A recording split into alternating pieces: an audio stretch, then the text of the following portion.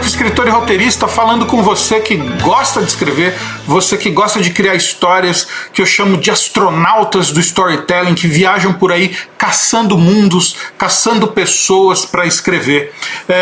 Nós, escritores, temos o pendão para criar personagens que são modelos aí de virtudes a serem alcançadas, né? Contudo, fazendo isso, você pode começar a engessar a história, onde o drama ocorreria sempre em condições de bonança. E não é isso que os leitores querem. Nossos leitores querem ver o circo pegar fogo, com histórias eletrizantes, com as escolhas que os nossos personagens fazem, né?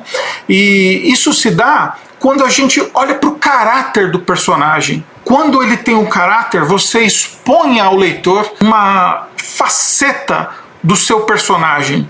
E você pode deixar essa faceta, ela é multiplicada e extremamente atraente, mas evitando entregar para o leitor uma pessoa incrível, super dócil, que está tudo dando certo na vida. Isso só vai afastar o leitor da sua história. Então vamos lá. Drama quer dizer agir. Isso no grego, né? Vem de dram. No berço do teatro, na tragédia, já se decidiu que drama era agir. Então uma história dramática significa que nós vamos mostrar os nossos protagonistas e personagens agindo dentro da história. Daí se chamar história dramática. Se você já achou isso legal, então se inscreva agora no meu canal, dá aquele likezinho, dá aquela moral, comente, pergunte, discorde, vou conversar com você. Feito isso, eu vou aqui continuar a incendiar a sua mente com a visão do que são os ossos, os músculos e os nervos que estão por baixo da pele do que é contar história. Como é que a gente faz esse encanto, como a gente mexe com tanta maquinaria, com tanta técnica sem que o leitor perceba.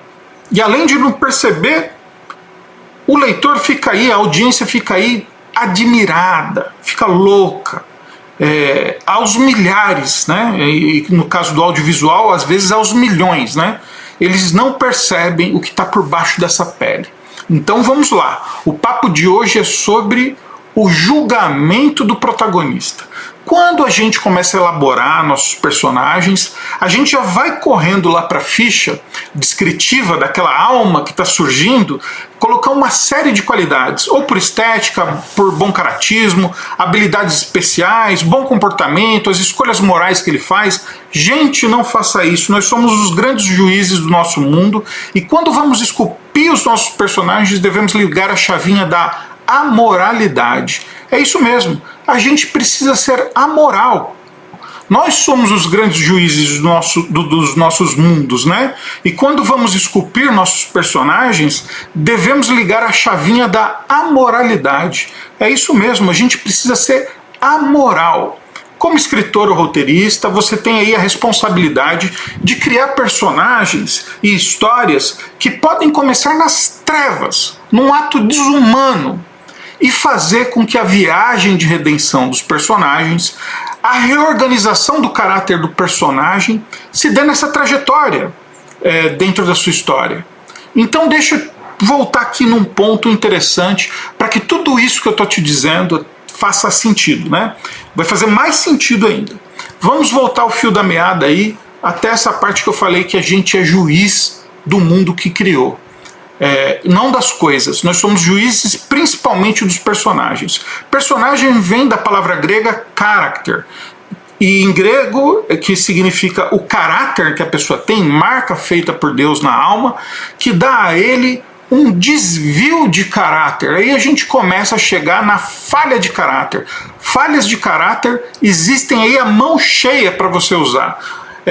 Nós veremos os nossos personagens agindo na égide assim, de uma pessoa inconsequente, irresponsável, ou então infiel, arrogante, ingênuo, desonesto, workaholic, é um trapaceiro, e por aí vai. Existem muitas outras formas de colocar defeitos, né? A lista não acaba e as combinações são quase que infinitas. E é essa falha do caráter do personagem que gera drama. Se drama significa agir, então criar uma história dramática é mostrar aos seus leitores como o seu personagem vai agir diante das escolhas que fará dentro da história. Não por acaso também a palavra crise, no grego crisis, significa escolher, escolha.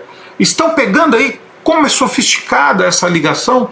Quando você modela o seu personagem, dando a ele uma falha de caráter, os leitores querem assisti-lo agir dentro da história frente a uma crise. Fantástico, né? As escolhas dele, dos personagens, é que dão cola. Mas agora que vem a coisa boa. A coisa é com você que cria a sua história. Pare agora mesmo de criar personagens que são modelos de caráter. Quando estamos escolhendo, soprando vida nos ouvidos dos protagonistas, precisamos ser amorais e ter esse olhar amoral na hora de esculpir os personagens. É uma grande vantagem para o criador e para a criadora de ficção, porque ela nos leva a criar personagens complexos, fora da caixinha, multidimensionais, e sem ser limitados pelos valores e crenças pessoais e sociais. Isso pode ajudar a tornar os personagens mais autênticos e verossímeis, e vai aumentar a profundidade e a riqueza da história. Eu não estou aqui incentivando você a promover comportamentos ou ações que são amplamente consideradas aí inaceitáveis, prejudiciais, né? É possível criar personagens complexos e multifacetados sem apoiar ou justificar aí comportamentos negativos, né? Eu estou te libertando da ideia errônea de que personagens incríveis, perfeitos, precisam nascer nas histórias assim, prontos já. Não, eles precisam aparecer quebrados, eles precisam se transformar no decorrer da jornada. Você vai ver isso acontecendo nos melhores filmes, nas melhores séries, nos melhores livros que você tiver contato em sua vida. Histórias de transformação tocam demais a nossa audiência, o nosso leitor. Porque as histórias têm e sempre tiveram esse lugar de mostrar ao outro que é possível errar sim, e se transformar, mudar, melhorar e chegar ao final de uma jornada aí evoluído eticamente, moralmente, entendeu? As pessoas se identificam com esse padrão, é um padrão, né, dentro do storytelling, e amam entender como é que o personagem que sofre de um problema, de um desvio, de um vício, o que ele vai escolher fazer no próximo passo, na próxima crise, na próxima escolha que ele tiver que fazer dentro da história. E eu fico por aqui, como sempre, como digo, beijo para quem é de beijo, abraço para quem é de abraço, diretamente de Osasco.